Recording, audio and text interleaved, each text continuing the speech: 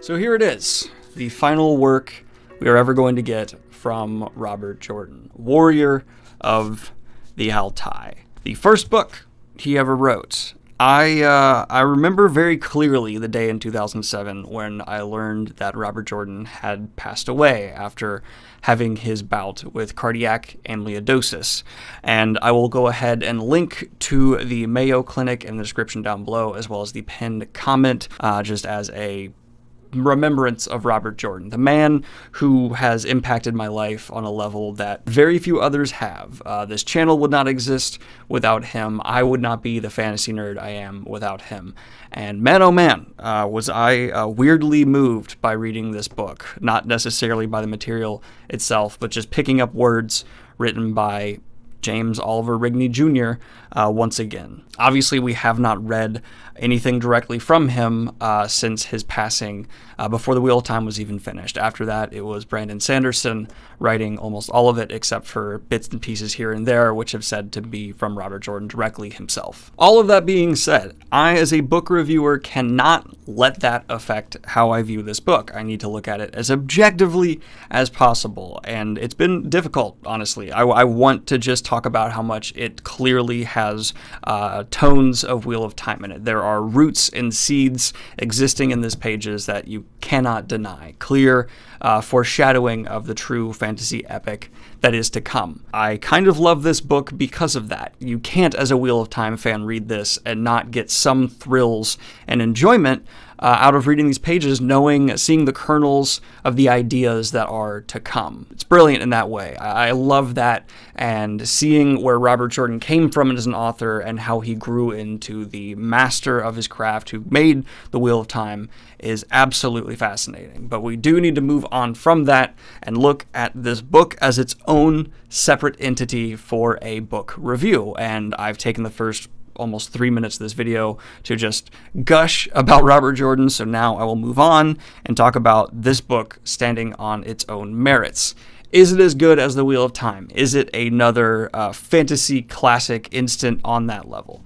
No. Robert Jordan was clearly not up on the level he reached later in life. And honestly, as a fan, it's actually kind of neat to see that. It's interesting to see him in his developing stages. Before he wrote the Conan novels, before he worked on books under other names, this is where he came from. It is by no means bad. What I would definitely call it is solid 70s fantasy, a time when fantasy was having a little bit of an identity crisis. It had not started morphing into the genre we see today, which is still growing and changing rapidly, but definitely has a more secure identity as a genre, but not nearly as well structured or formulaic as the classic fantasy genre it is clearly inspired by. This is a barbaric fantasy. Robert Jordan is writing from a perspective that clearly harkens to the Conan novels he would later work on. The story itself is tight. It's not on the scale of epic grand fantasy spanning many books. No, it's a few hundred-page story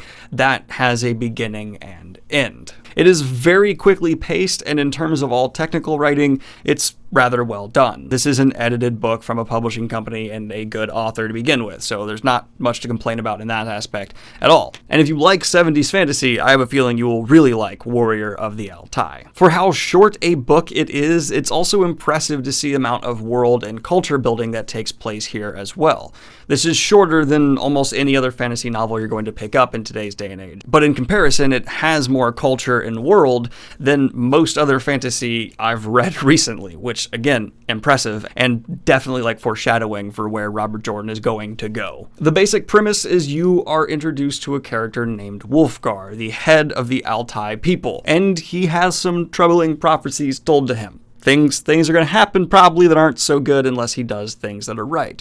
A more classic fantasy setup, but with more modern fantasy characters, I believe, though definitely not as evolved as what Robert Jordan would later write. It's like fitting the Wheel of Time is literally looking over my shoulder while I'm talking about this book. If I took all the context away from this story and I could only recommend it to people without the Wheel of Time existing, I would say that if you like a fast-paced, barbarian set fantasy story, this is right up your alley and a very good execution of that idea. But with the context of all the things this story is tied to, Obviously, if you're a Robert Jordan fan, read this book. It's just interesting in its own way to see where Robert Jordan started and how much he grew as an author into crafting such a incredibly well-received and loved fantasy story like The Wheel of Time. Is it perfect and flawless? No. There are definitely small story things that didn't entirely resonate with me here. I would even go so far as to say there are some story details that altogether I wasn't the biggest fan of, but I do still unashamedly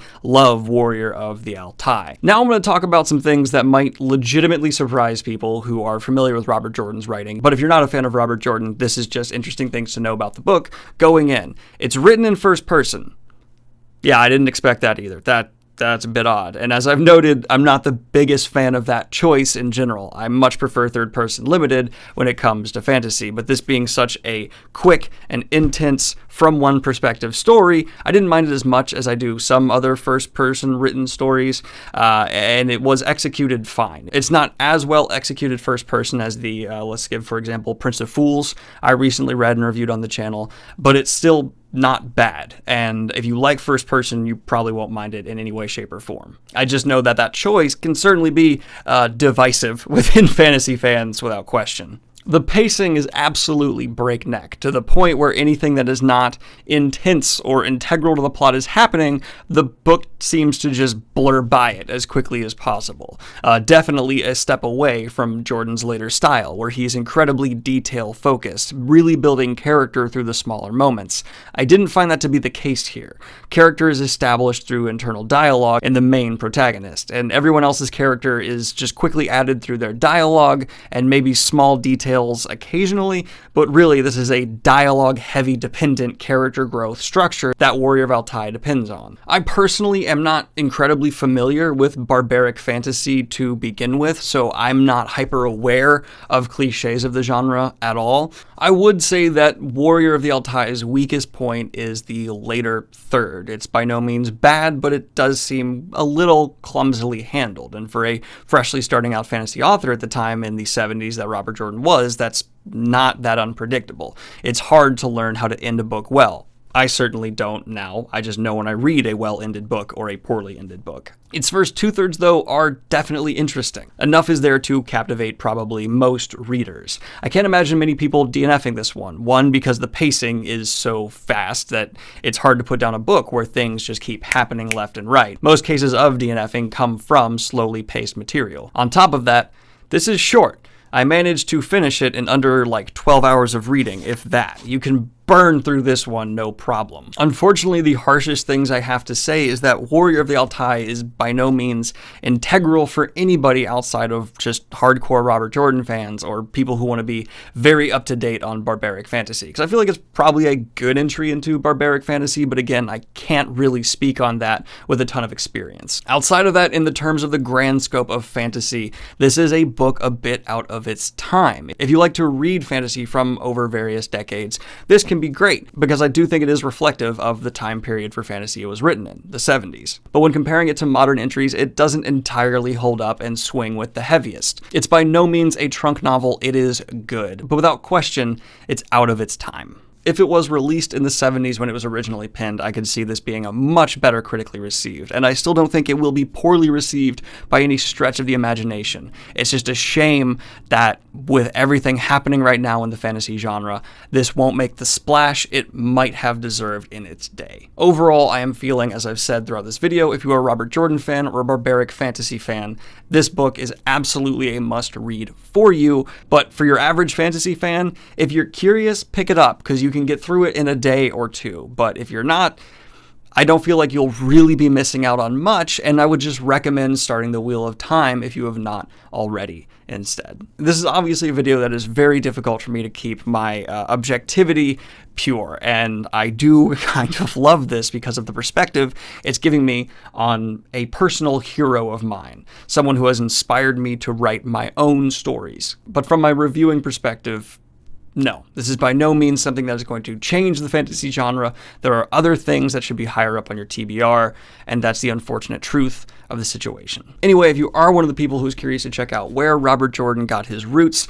see the beginning seedlings for the later on fantasy epic The Wheel of Time. There, of course, will be a link in the description down below to purchase this book, as well as support the Mayo Clinic, which will also be in the top pinned comment. Like and subscribe if you have not already. Hit the Patreon if you want to support what I do here. And have a good one, y'all. Peace!